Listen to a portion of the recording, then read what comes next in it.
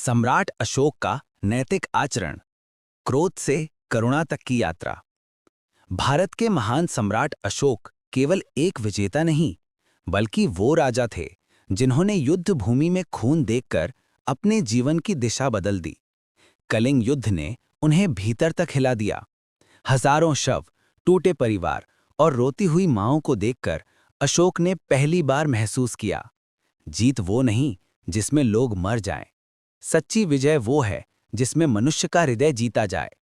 यही वह क्षण था जब उन्होंने नैतिक आचरण यानी एथिकल कंडक्ट को अपने शासन का आधार बनाया।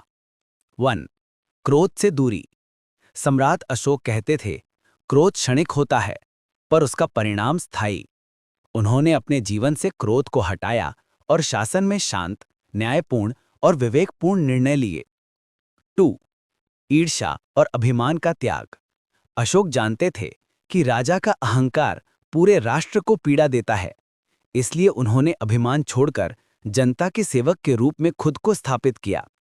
ईर्ष्या को त्याग कर उन्होंने सभी धर्मों और सभी वर्गों को समान सम्मान दिया।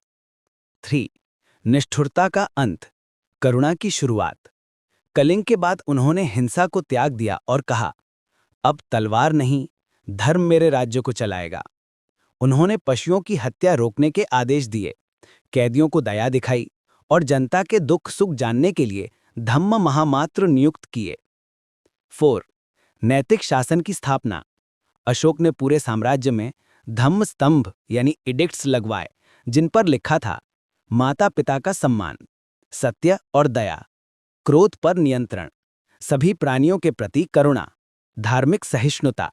यह केवल आदेश नहीं, बल्कि एक राजा का अपने लोगों से प्रेम था। 5. सम्राट अशोक, शक्ति से शांति तक।